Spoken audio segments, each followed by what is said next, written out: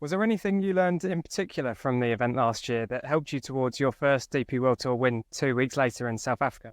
Yeah, 100%. I think after the first 2 rounds here, where I was super calm and just playing and enjoying playing, then all of a sudden being in the position, I'm not sure if I was leading or that was the leader flight.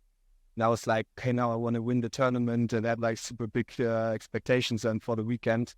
And I realized it just doesn't work like this. You just need to play some golf and see what's coming out in the end. So definitely after being in the lead in the Johnson World Open, it was much easier for me to stay calm and just keep on playing and keep enjoying playing. In what way has your mindset or approach to tournament play evolved since that breakthrough victory in South Africa?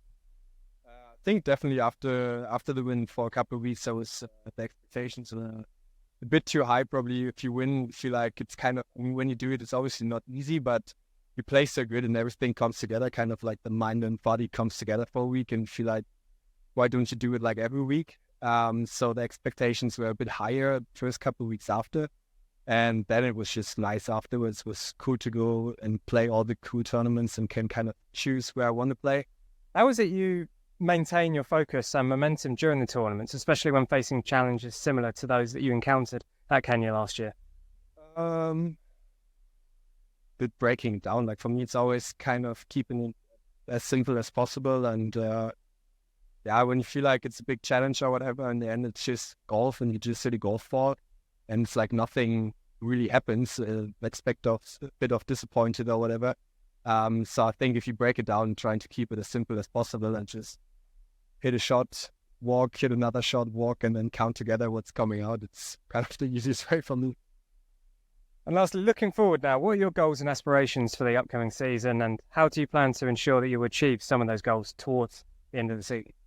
I think for me, definitely, which is nice this year, that I can select my schedule a bit better, knowing I can get into the tournaments and kind of take it a bit more easy, I would say. Last year I played super much and was kind of hyped to be on tour and playing every event and knowing all the events from television. So definitely going to keep it a bit calmer this year and have a bit more time off to practice and kind of feel fresh into the events.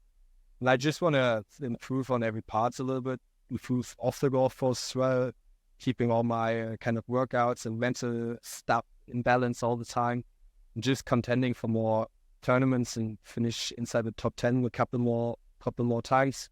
And just see what's happening. Perfect. Best of luck this week. Reflecting on your performance last year at the Kenya Open, where you contended at the halfway stage but faced challenges over the weekend, how did that experience shape your approach to subsequent tournaments?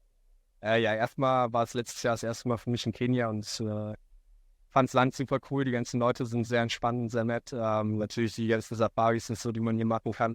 Deshalb war es generell als Erlebnis letztes Jahr richtig schön. Und in meiner ersten Saison dann nach 2 Runden, relativ früh in der Saison vorne zu stehen, war für mich super schön irgendwie zu sehen, dass ich vorne mitspielen kann.